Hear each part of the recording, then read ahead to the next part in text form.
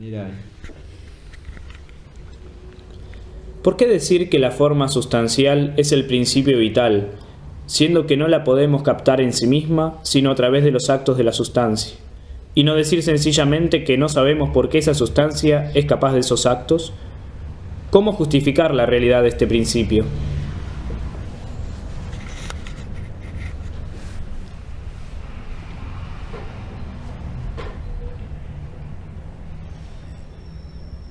Para responder a esta pregunta tenemos que está formulada de manera incisiva, tenemos que entender primero que nada que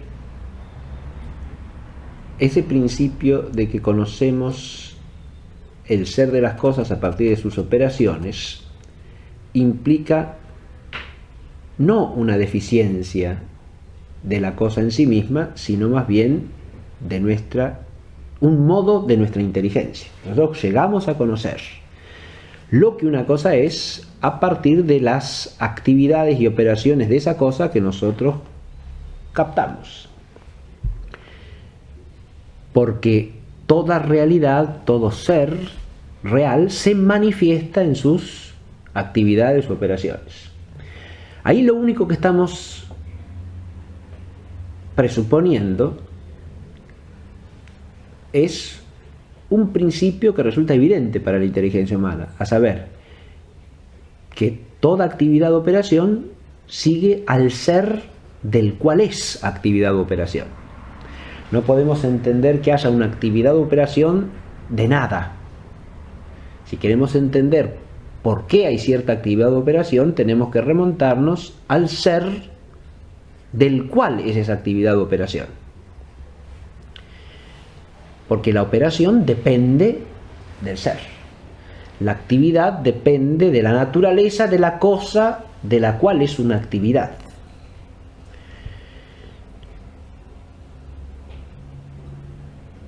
Y precisamente la inteligencia de la realidad consiste en llegar a captar a través de las operaciones como a través de los accidentes fenoménicos la esencia de las cosas, lo que las cosas son. Esa es la finalidad, podríamos decir, natural de la inteligencia. Llegar a entender el ser de las cosas, y eso como inteligencia humana no lo puede hacer sino a través de un esfuerzo por el cual tenemos que remontarnos de los efectos del ser al ser mismo. Y esos efectos naturales del ser de la cosa son sus accidentes y sus operaciones. Cuando nosotros nos enfrentamos con el ser viviente, captamos de modo primario las actividades del ser viviente. Y es a través de las actividades que podemos, porque las actividades nos dan la posibilidad de remontarnos a lo que la cosa es como ser vivo. Pero además de poder, diríamos también que debemos, porque si nos quedamos en las meras operaciones, podremos a lo sumo correlacionarlas entre sí, tratar de ver qué relación tienen, qué leyes rigen esas relaciones, qué regularidades se dan en esas relaciones entre las propiedades o entre las operaciones, pero nunca tener cierta inteligencia de qué es la cosa de la cual son operaciones.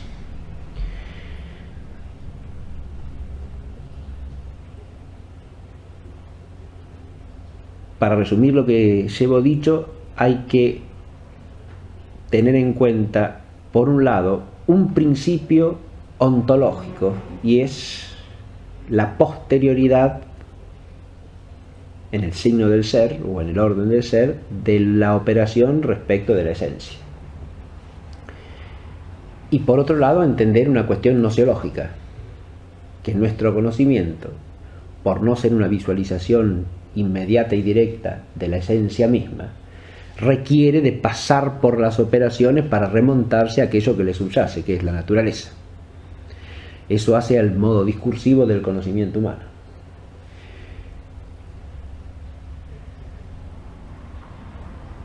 Ahora, ¿por qué tenemos que admitir entonces que hay un principio esencial que está más allá de las operaciones, ¿no?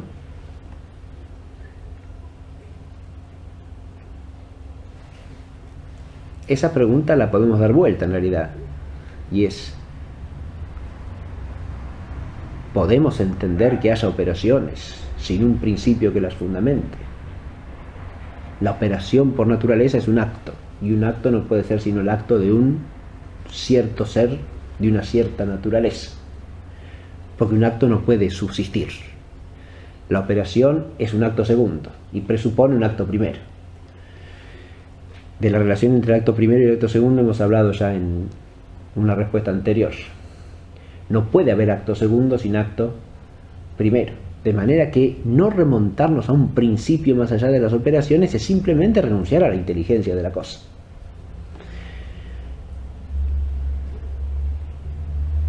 El que esto nos resulte una cosa problemática, más bien nos lleva a plantearnos la pregunta de por qué nos resulta problemático lo que en el fondo es evidente. Es decir, es evidente el principio de que la operación sigue el ser, y que por lo tanto, conocidas las operaciones, tenemos que remontar a un ser que justifique esas operaciones, que sea su fundamento. Ahora, ¿por qué esto nos resulta problemático? Y aquí viene la cuestión de la confrontación con lo que podríamos llamar un enfoque parcial de la naturaleza viviente o de la naturaleza corpórea en general, un enfoque generalizado que tiene su valor y su alcance propio, pero que al mismo tiempo es un reduccionismo. Es decir, un enfoque absolutamente prescindente de lo ontológico, es decir, de la abstracción metafísica, para abordar el ente físico. Si nosotros permanecemos en esa esfera, entonces el problema de cuál es el fundamento de las operaciones desaparece. Nos restringimos a considerar fenómenos físicos y a tratar de relacionarlos físicamente entre sí, por un mecanismo físico, por un dinamismo físico, por una correlación empíricamente verificable entre un fenómeno y otro fenómeno, y entonces no pasamos de la esfera fenoménica. Ahora, eso, que puede dar su fruto desde el punto de vista del conocimiento de cómo se dan los fenómenos en la naturaleza, y puede dar también su consecuencia práctica de aplicabilidad en diversas artes, que nos permitan conseguir ciertos efectos a partir del conocimiento de esas leyes fenoménicas. Ese sería el ámbito y el alcance propio de ese modo de enfocar la realidad natural. Eso no es una explicación del fondo inteligible de la realidad natural. Ahí quedamos en una esfera de abstracción restrictiva que no nos permite de ninguna manera llegar a lo esencial de la cosa. Es decir, es un enfoque parcial, pero al mismo tiempo reductivo a un orden inferior de intelección, que no llega a la intelección ontológica. Es una segunda cosa que podemos aclarar en relación con la pregunta. Ahora, la pregunta iba también a la cuestión de si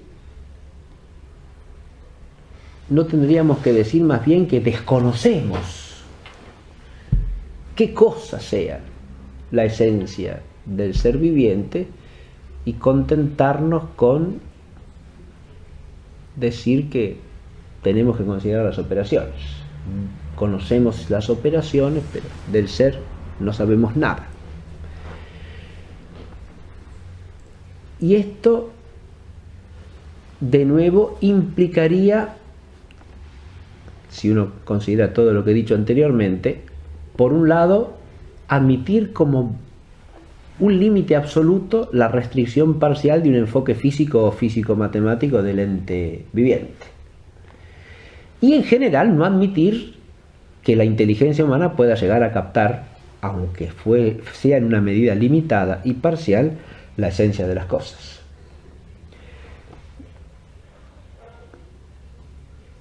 Ahora, con esto lo que estaríamos sosteniendo sería una suerte de escepticismo relativo en relación con el alcance de la inteligencia humana. Por más que nuestro conocimiento de la esencia de algo sea parcial, es el conocimiento más profundo y el más luminoso acerca de la cosa. Y si nosotros podemos conocer las operaciones de algo, de ninguna manera podemos decir, salvo que admitamos el prejuicio antiontológico, que no podemos conocer nada de su naturaleza.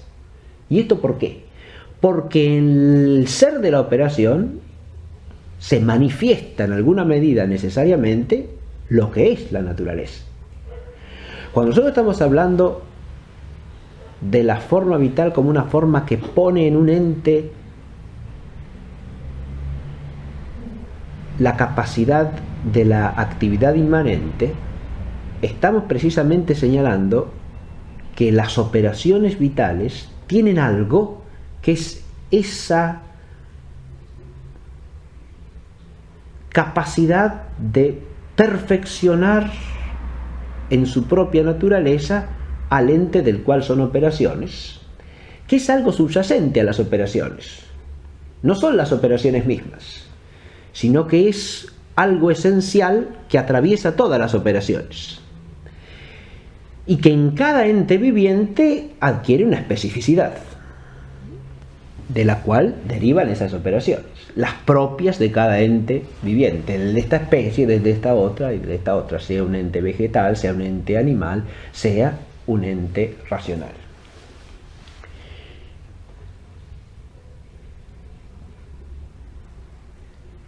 Lo que suele pasar es que cuando llegamos a la captación de la esencia, lo que podemos decir es poco. Y eso puede darnos la impresión de que es mucho más interesante o enriquecedor ocuparse de las operaciones sin más que ir al terreno de lo esencial. Pero lo cierto es que eso poco que podemos captar de lo esencial es poco porque la esencia es siempre el principio o el fundamento. Y por lo tanto es la unidad que subyace a la pluralidad de las actividades, de los accidentes, de todo lo que es fenoménico en cualquier ente. Pero al mismo tiempo, eso que captamos, de lo cual podemos decir poco, es lo único que nos permite una intelección profunda del conjunto de las operaciones. Porque las operaciones no se dejan entender por sí mismas. Podemos entender en qué consiste la operación, pero hasta que no visualizamos la operación en relación con lo esencial del ente, no podemos tener una captación intelectual profunda de lo que es la operación, porque no la podemos relacionar con el ser del cual es operación.